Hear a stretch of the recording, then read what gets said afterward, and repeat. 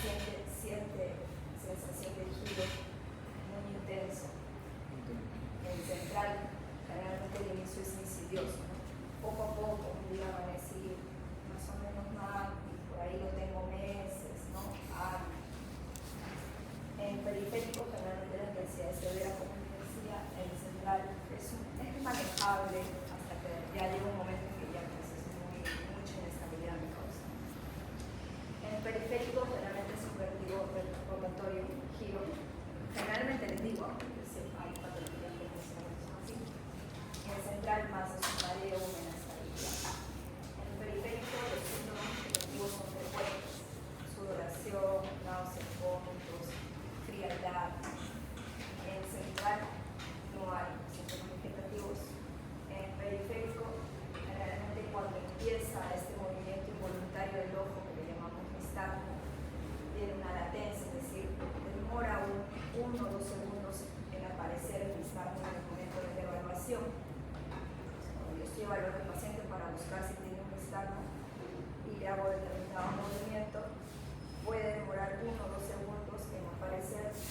Generalmente solo tiene una dirección, sí, eso sí es una regla, solamente bate hacia un lado el nistagmo, y se fatiga, es decir, si yo le vuelvo a hacer nuevamente un movimiento, va a ser más lento, más disminuido de intensidad. En cambio, en el central, generalmente el nistagmo, o sea, yo le evalúo al paciente, le muevo la cabeza, por ejemplo, e inmediatamente empieza. Puede ser horizontal, puede ser vertical, puede ser torsional, y en la evaluación yo puedo identificar distintos tipos de direcciones. Eso me orienta más por el concepto central. Y es no fatigable, es decir, que yo le vuelvo a evaluar, puedo ver la misma intensidad y así sucesivamente. Es un poco la característica para que esté. Bueno, les estaba comentando, ¿no? Que o sea, si es algo central, pienso en un vértigo central, puede ser un problema interno, un problema laberíntico, pero también están involucradas por parte de, o sea, el momento de que yo pueda mantener el equilibrio, puedo tener, digamos, buenos reflejos vestibulares, son porque hay una conexión a nivel cerebral, a nivel del oído interno, a nivel de la parte visual, ocular, lo que yo veo, lo puedo identificar. Por eso es que estos pacientes que tienen un problema a nivel vestibular, es que también le anulan la parte visual, entonces se complican más, ¿no? O sea, tienden más a tener más inestabilidad, más sensación de vértigo. Y finalmente la parte propioceptiva, que está dada por las articulaciones y la parte de la postura, la marcha, la columna, todas esas zonas de los miembros que nos permiten también mantener una estabilidad.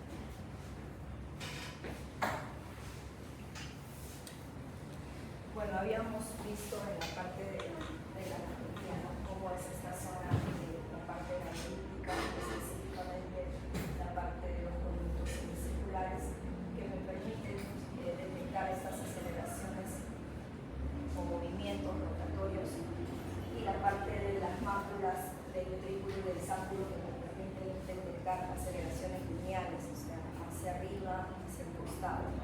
Horizontal. Pero también la parte rotatoria es importante, también está involucrada la parte de los conductos semicirculares. Entonces, todas estas estructuras son las que me permiten a mi cuerpo detectar estas señales a nivel del nervio vestíbulo coclear y poder llevarlas al cerebro y que mi organismo lo procese como un movimiento. Por eso es que cuando yo camino, puedo también conectar y saber mi cuerpo, que todo lo que yo estoy moviendo, viendo, sintiendo en el piso, se corresponde con la parte visual y del equilibrio. Y eso me permite a mí poder descansar, poder mover, poder caminar y acostarse.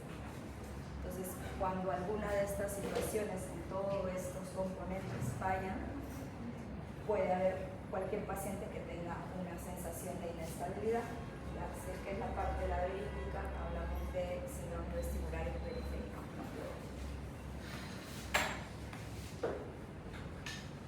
Bueno, entonces, bueno, un poco acerca de los síntomas, que es más o menos lo que les estaba explicando.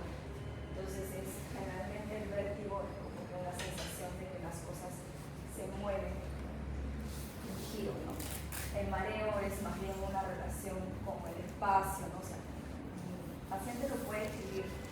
varias formas, ¿no? Como que camina en algodones, como que pisara claras de huevo, como que el piso se balancea, como que el mismo se balancea. El desequilibrio, inestabilidad, permanecer de pie o caminar, dificultad para caminar en la oscuridad, o sea, es inestabilidad en la deambulación. Entonces, ¿qué nosotros buscamos en estos pacientes que vienen con mareo, inestabilidad o vértigo? Es si es que tuviera algún signo que me permita orientarme a si es que hay un problema netamente de la parte periférica. Entonces, veo un instante que, como les comentaba, es un movimiento involuntario del ojo. Ahora les voy a enseñar un video. Veo si es que de repente el reflejo vestíbulo espiral al que estábamos hablando de la parte de la columna y de los miembros está ok, o si de repente hay algún problema más bien a ese nivel. O el reflejo vestíbulo ocular, que también habíamos comentado acerca de la parte de la visión, que es importante, que hay una conexión del equilibrio con la parte ocular para que cuando se corresponda y yo mueva mi cabeza, mis ojos puedan apuntar hacia el objetivo que yo quiero y no haya una disociación en ese sentido.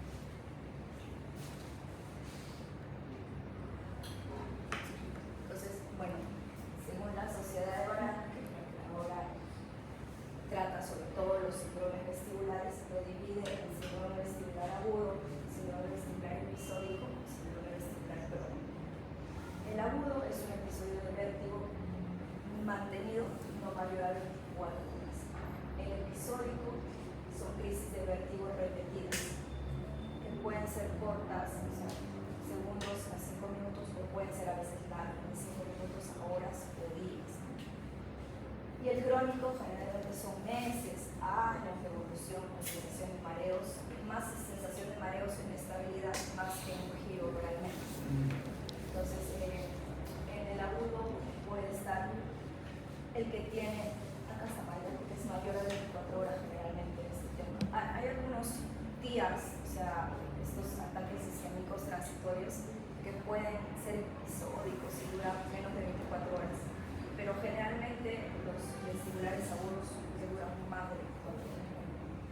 Entonces puede ser espontáneo, hablando de la parte ya de la verídica, estamos hablando de una neuritis vestibular, que ahora la vamos a chequear, y las otras son generalmente trastornos ya a nivel del sistema nervioso central.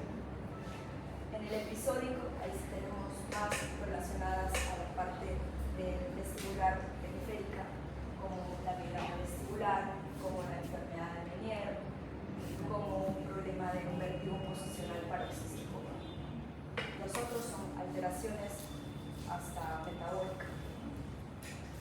Y el vestibular crónico, que también es netamente periférico, bueno, en verdad es un conjunto de periférico con central, pero lo tratamos como un síndrome vestibular periférico, el mareo postular perceptual persistente, que ahora vamos a desarrollar lo que les he comentado que tiene que ver con la parte periférica.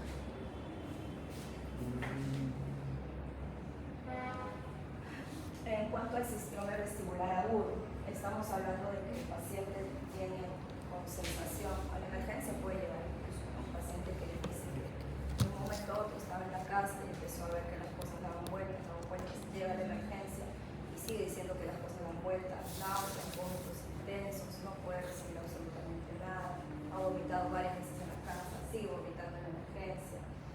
Es el peor episodio que una persona puede experimentar. Entonces, en estos casos de estos pacientes yo lo veo y digo, bueno, tiene algo de repente a nivel del sistema nervioso central, está teniendo un tipo de ACV, está teniendo algún otro problema, no sé, metabólico. Bueno, obviamente le hago los exámenes correspondientes a nivel de sangre, ¿no? Pero hay que evaluar al paciente. Entonces eso se hace con esta estrategia o este tipo de evaluación que se llama HINTS, en la que evaluamos si el que vemos el nistagmo, qué característica tiene, hacemos un test de impulso cefálico, maniobra de impulso cefálico, de Palmari, o head impulse test, que es en inglés, y hacemos el test de oclusión ocular, o skew test, o skew deviation test.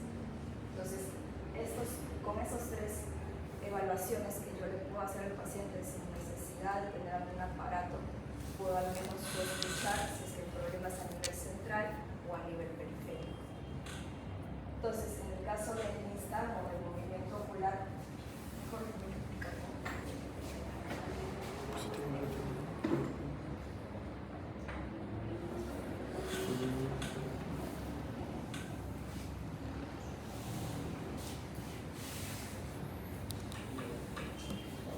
Perform the HINTS exam on, how to perform it, and how to interpret the findings. The HINTS exam is used when a patient presents with many hours or days of ongoing continuous vertigo, nausea, and/or vomiting, some difficulty walking. Their vertigo gets worse when they change position, such as the HINTS exam and vertigo. This video is due to how to breathe. The HINTS exam Ya, entonces, ¿qué dicen? Que este examen del HINTS se usa para poder ver síndrome vestibular agudo, paciente que viene, que yo quiero saber si es que el problema es a nivel central, como un stroke, una CP, o si es que es a nivel periférico, como una neuritis vestibular. Entonces, hago la evaluación, el paciente viene, ¿no? Con un vértigo agudo, con vómitos, con náuseas, y que puede durar, pues, en verdad, más de 24 horas como dice.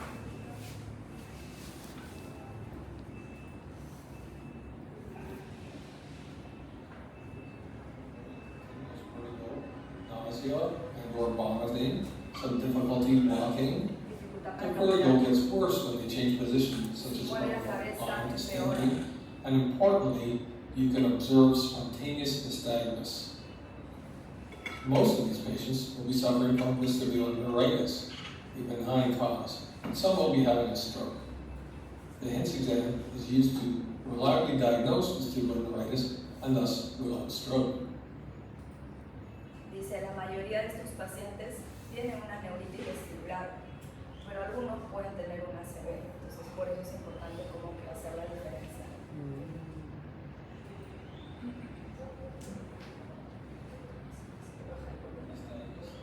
Vertical skew, and the head and pulse test. Nystagmus you observe in primary gaze where they're looking straight ahead, and in lateral gaze where you ask them to look to the left and right. In this normal volunteer, she has no nystagmus. Now, when you ask them to look laterally, they might fixate on your finger if you put it there or something on the wall. So in order to take away fixation, which can suppress the nystagmus and vestibular neuritis, you can place a piece of paper between their head and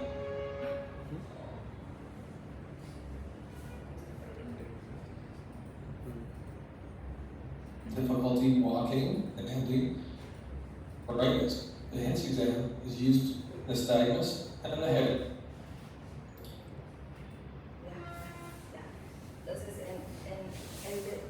Para evaluar el nystagmo es un movimiento involuntario del ojo. Entonces, en estos pacientes con síndrome vestibular agudo, tienen como un nystagmo espontáneo, es decir, o sea, no le hace que nada y lo ve solamente el paciente y ya estaba viéndolo hacia una dirección, hacia otra. Entonces, ¿cómo evalúas al paciente? Dice que en la mirada primaria o la de frente, ¿no? Que el paciente mire de frente, te mira a ti, y también en lateral, ¿no? Hacia la derecha o hacia la izquierda. Entonces he mencionado que a veces cuando hay una fijación ocular, que es un paso dentro de las evaluaciones para ver el nystagmo en periférico se disminuye o se anula el movimiento del nystagmo cuando hay una fijación. Es como una de las características que tiene el nystagmo del periférico. Entonces, ¿qué es lo que hace? Te pone una hoja blanca para que pueda eliminar la fijación visual. Bueno, ya en la evaluación de otorrino le ponemos unos lentes de prensa que también permiten un poco eliminar esta fijación visual. Pero si estoy en la urgencia, le pongo este papel blanco y el paciente mira a la derecha y después hacia la izquierda.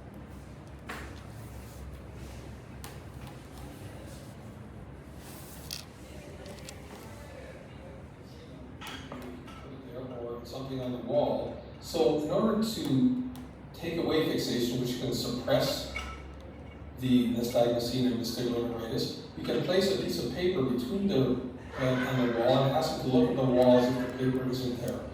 That takes away fixation, and you might see nystagmus, which you wouldn't see without the piece of paper. In this patient with vestibular neuritis, observe his nystagmus.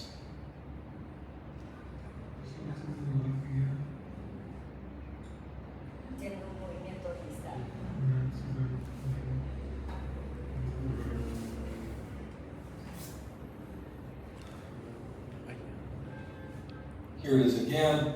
When he looks to the left, his nystagmus increases, it's left beating, and there's a rotatory component towards the left, and it increases when he looks to the left. You can see the En este paciente que dice que ya tiene el diagnóstico de neuritis vestibular, entonces uno le ve la mirada de frente y ya de por sí está batiendo hacia el lado izquierdo.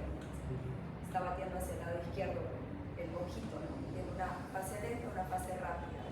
La fase rápida es la que generalmente se ve, la que nos indica la dirección, y la fase lenta es la que como que hace el contrapeso para tratar de volver el ojo a su lugar, ¿no? Por un tema de tratar de acomodarse.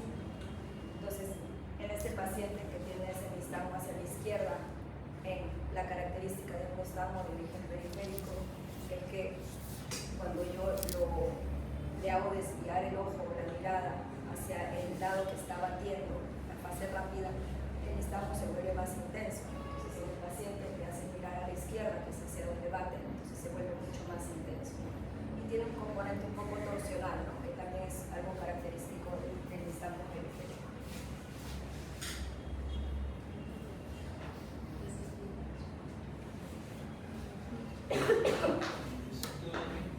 towards the left. So it's unidirectional nystagmus, it doesn't change direction, and nystagmus is reassuring. Compare that to this lady, who when she looks to the right, she has small horizontal nystagmus with the fast component to the right. I showed the short clip twice, just to see the little rightward eating nystagmus, and then when she moves more central and to the left, you can definitely see that her nystagmus is now beating towards the left. So she has direction changing nystagmus, or bidirectional nystagmus, and that's worrisome in the Hinz exam. The next component of the Hinz exam is the test of skew.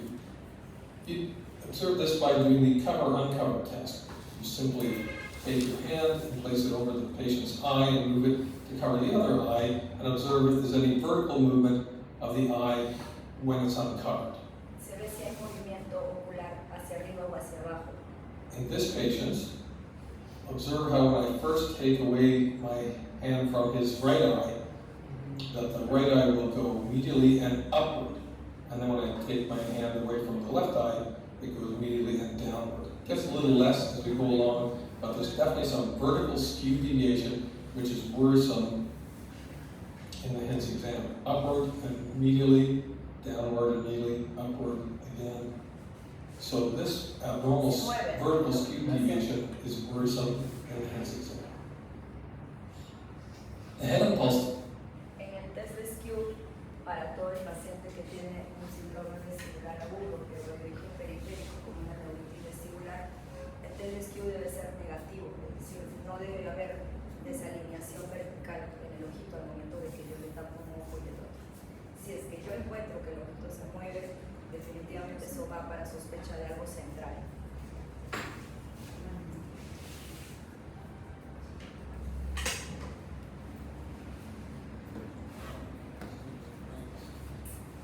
The impulse test is looking to see if you have a nerve problem. And if you have a nerve problem, you probably don't have a brain problem. So it's a little counterintuitive in that an abnormal finding is a good finding. In order to perform the head impulse test, hold under their skull, have them look at your nose or camera, and then move their head back and forth until you're sure that their neck muscles are relaxed, and then in a random fashion, move their head briskly to the midline, or maybe 20 degrees out. What you're looking for is an abnormal Kaczynski-Kat, which I'll demonstrate shortly after this normal volunteer. So again, holding onto the skull, moving the head slowly to relax them, and then moving the head briskly to the center and looking for any abnormal movements. Her eyes remain completely fixed on the camera, and that's a normal thing, which in a normal person is good. If she had Entonces, el head impulse test es el movimiento rápido de la cabeza hacia la izquierda o hacia la derecha. Cuando yo no sé tocar el cuello.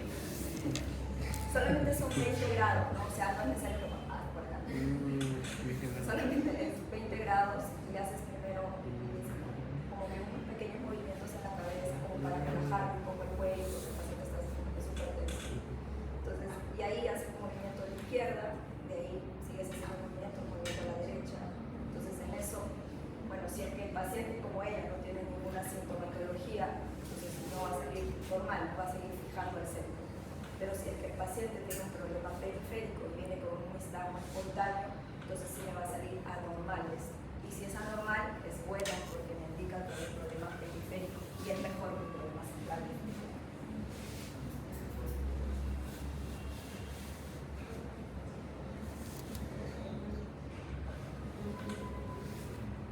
Here is an abnormal head impulse test. Notice how this man initially, you can see some nystagmus when he looks to the left being nystagmus.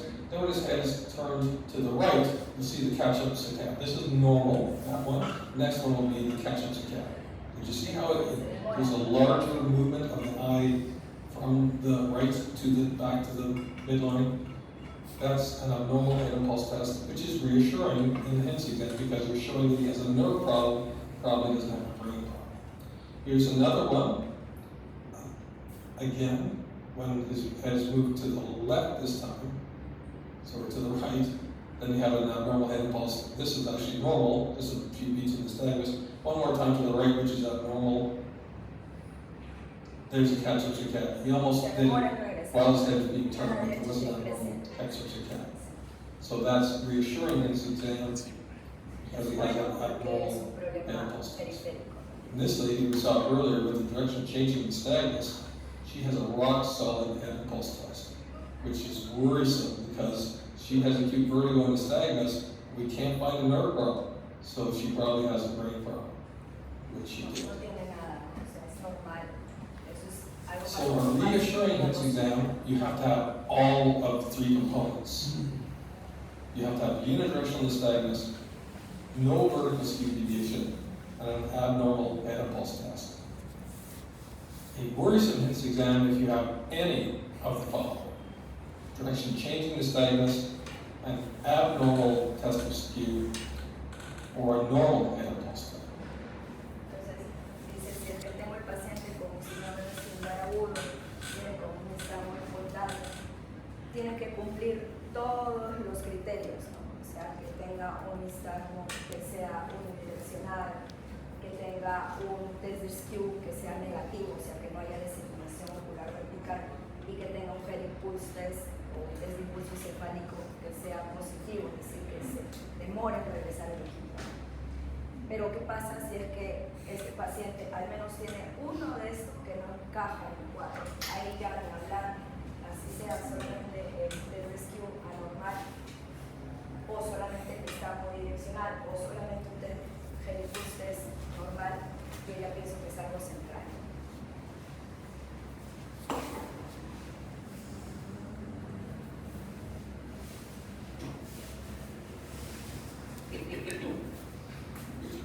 You perform this exam on only patients who are having hours or days of continuous ongoing vertigo and they have spontaneous nystagmus. So here's a last question for you. When do you perform the Hints exam and the Dix-Hallpike test on the same patient? Well, we just said that the Hints exam, you have to have hours or days of vertigo and spontaneous nystagmus. In the Dix-Hallpike test, you have only short episodes, 30 seconds of vertigo, which are initiated by head movement, and after 30 seconds, the vertigo goes away, and you do not see any spontaneous nystagmus. So the answer to the question posed is never. Es que ahí está combinando, o sea, dos cosas, porque el Hints es para el síndrome vestibular agudo y el Dix-Hallpike test, que vamos a ver ahorita, es para un síndrome vestibular episódico con el vértigo posicional paroxístico. O sea, por eso es que no se pueden hacer los dos exámenes al mismo tiempo porque no tiene sentido.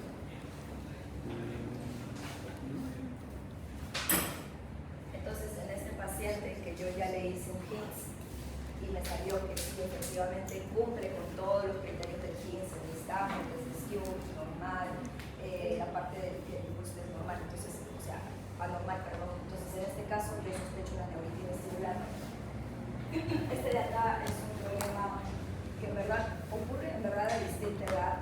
Generalmente en los pacientes jóvenes es más frecuente y generalmente hay un fondo medio viral, ¿no? A veces antecedentes de un resfriado común y que el paciente con las semanas empieza a sentir ese vértigo intenso, inicio súbito. En los pacientes un poco mayores puede tratarse de repente de por ahí un aspecto medio vascular de fondo, pero que ha afectado solamente la parte del equilibrio periférico y nada más en la parte central. Entonces el paciente tiene vértigo intenso. En sí el vértigo dura de 2 a 5 días, o sea, puede tener para largo por más que uno le dé medicación. Ya solamente la medicación es como para tratar de calmar la sintomatología definitivamente. Y en estos pacientes, para que puedan llegar a tener la estabilidad que tenía antes, puede demorarse varias semanas.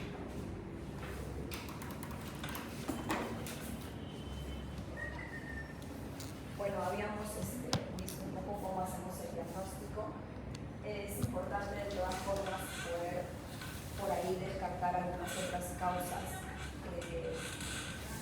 En algunos casos esto podría de repente indicar algún otro problema central, pero si es que yo ya tengo claro el diagnóstico, entonces pienso solamente en algo vestibular periférico, ¿no? ¿Qué le hago en una etapa aguda, ¿no? Entonces, si el paciente está en la emergencia, pienso que es algo periférico y de inicio de un medrinato para controlar, es un sedante vestibular y además me controla las náuseas y los vómitos. Le inicio corticoides vía oral, también a dosis altas, 1 miligramo por kilo de peso.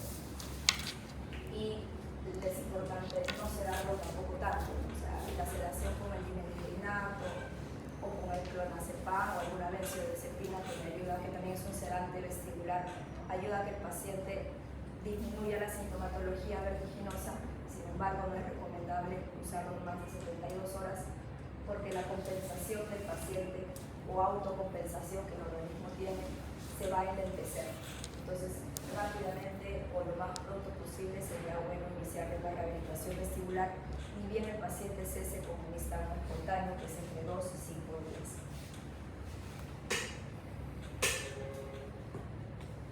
Ya, eso es con el agudo. Ahora vamos a los episódicos. El vértigo posicional paroxístico benigno. Este es el vértigo más frecuente relacionado al tema del oído, es el que más ocurre. Paciente que está echado en su cama y de pronto gira hacia un lado o hacia el otro y empieza a sentir sensación de giro que dura de segundos a pocos minutos. Pasa y el paciente está tranquilo. Vuelve a girar hacia un lado o al otro, igual. Se acuesta, se levanta, igual. Entonces, giro, pero solamente de segundos a minutos, que sí pueden ir con náuseas y vómitos. ¿Cómo diagnostico? Ahí hablaba acerca de la maniobra Disch-Calpine y McClure, que son las maniobras más usadas para poder descartar o diagnosticar el vértigo posicional.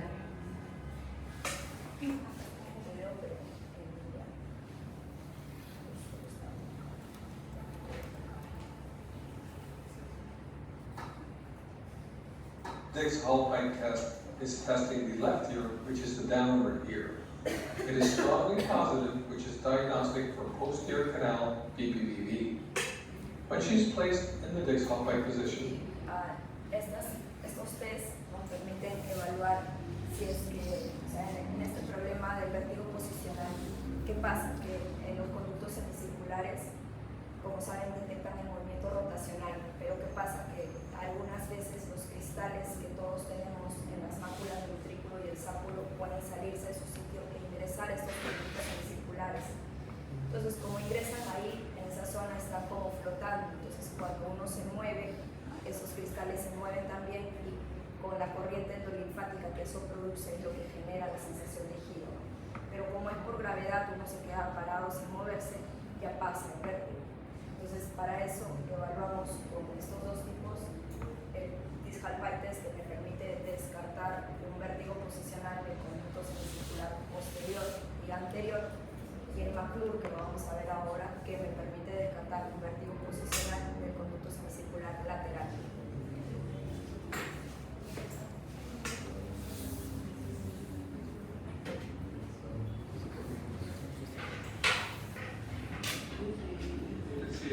I'm nearly dizzy. very indigenous and has vertical upward nystagmus with a rotatory component towards the downward ear, which is the left ear. Flaps around. Entonces empieza, uno le hace la maniobra del distal pie, paciente en este lado es el lado izquierdo que le ha hecho. Giramos 45 grados hacia la izquierda la cabeza del paciente, le hacemos recostar con la cabeza que termina en 30 grados por debajo de la línea horizontal, y si es que es un positivo, el paciente va a conseguir hacer ese nystagmus que es o sea, es superior y torsional. Entonces eso es positivo para un vértigo posicional del conducto semicircular posterior izquierdo.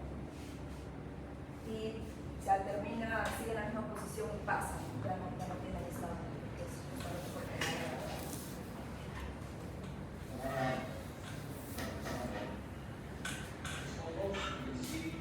the upward movement of her pupil, as well as the rotation of her eye, where the auricles are leading towards the left ear, downward ear.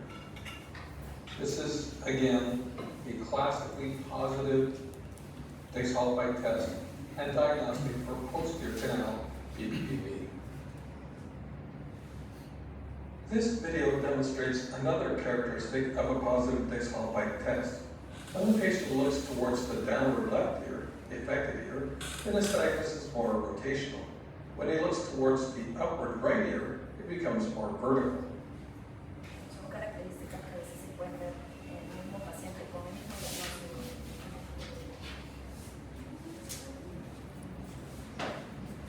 And again, in slow motion.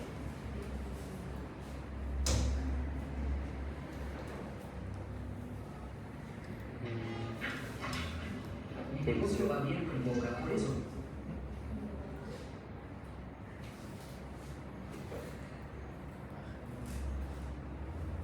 Y en el test del McClure, también el McClure, inclino al paciente, lo repuesto con la cabeza 30 grados por encima de la línea horizontal, y en esa posición giro la cabeza hacia la izquierda, vuelvo al centro y de ahí hacia la derecha, para evaluar el conducto semicircular izquierdo y el derecho.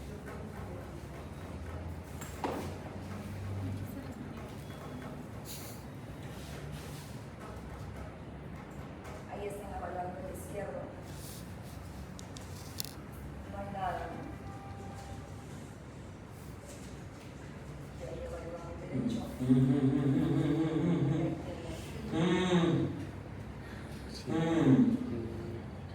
Este no es apix, no es horizontal.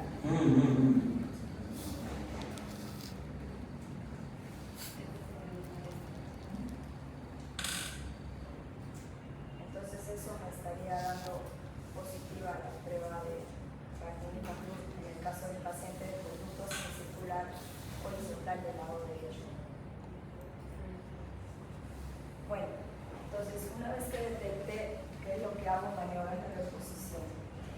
En la atención primaria, ¿qué hacen? Derivamos a otorrino para que hagan maniobras de reposición. Las maniobras de reposición en verdad varían, son varían de acuerdo al canal afectado, tipo de listado que tengan. Y bueno, este es el tratamiento realmente con el vértigo posicional. Por más que uno le dé medicina, si es que no hace maniobra de reposición, pues no hay ninguna mejoría. Otro síndrome vestibular episódico es la enfermedad de Meniere. En la enfermedad de Meniere, ¿qué ocurre? Existe una ruptura de las membranas que comunican la endolinfa con la parte externa, y eso hace que estos líquidos al combinarse producen daño en las células ciliares, y esto hace lo que produce una irritación en esa zona con el consiguiente vértigo. En este caso, el vértigo es de mayor duración, de 20 minutos a 12 horas. El paciente tiene esa sensación de giro todo ese tiempo, pero además se asocia a pérdida auditiva con alteración en la audiometría. Generalmente lo clásico es tener una pérdida auditiva de frecuencias bajas, 125, 250, 500, neurosensorial. Entonces, es lo que uno se ve en el el inicio, ¿no? Obviamente si el paciente tiene años ya se puede ver otra cosa.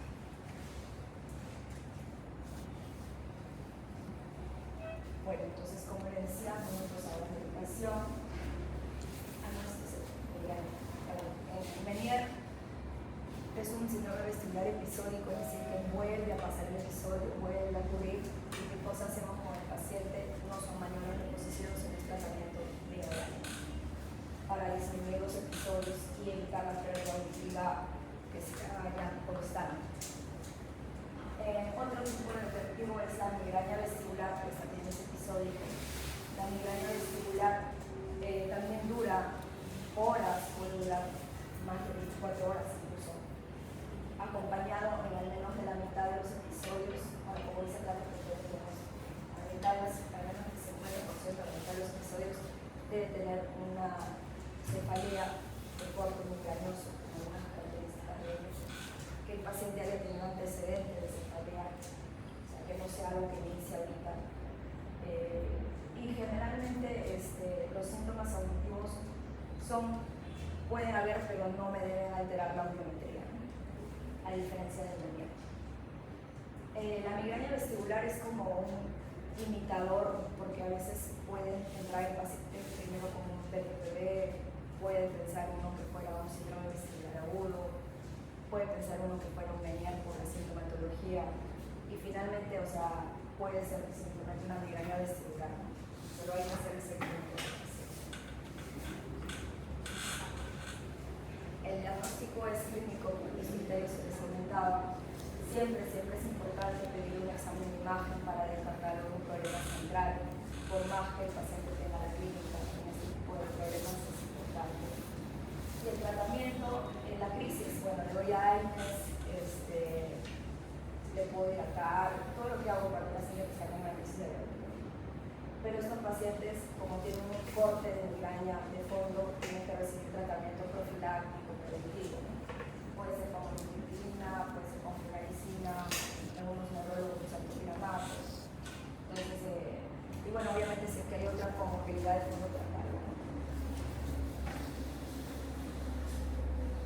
Y por último, en los crónicos, estamos hablando del modelo postular persistente, o más conocido como 3P.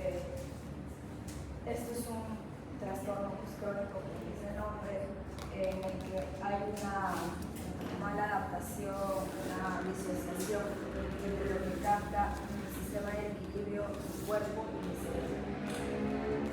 No hay ninguna alteración a nivel de resonancia, o sea, si tú le haces un examen de imagen, no hay ninguna alteración a nivel central, de operación o fuera, pero el paciente generalmente tiene un corte medio emocional, medio psiquiátrico, quizás ha experimentado un episodio vestibular episódico y a partir de ahí es que ha generado el 3PD. Entonces por eso la medicación es con antidepresivos, hay rehabilitación y hay terapia psicológica, ¿no? Cognitivo-conductual, para tratar de mejorar la salud.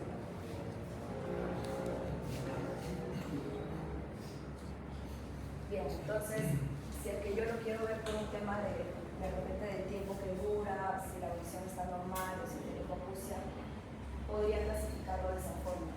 El de segundos característico es el PPPB. El de minutos, incluso puede ser horas en la migraña. El de horas, o sea, realmente dura 20 minutos a varias horas en el día. El de días, que es el vértigo agudo, que es la neuritis muscular. Y semanas o incluso meses o años, ahí es el 3PD. Hay de todas formas pues enfermedades centrales que de todas maneras hay que descartar de la lesión. Ok, bueno, hasta ahí hemos hablado de ¿podemos hablar un poco de nariz o lo dejamos para la otra semana? Ingresa para el otro doctor. Ya lo dejamos entonces para la otra semana. Creo que avanzamos.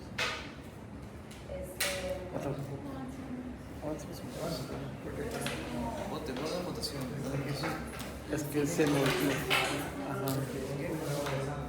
¿Por qué estamos haciendo? Para estudiar después. Pero cuando se viene la exposición. No, es que... No tengo el acceso acá para poder tomar la asistencia. En todo caso, Pero no creo que siempre la me pasa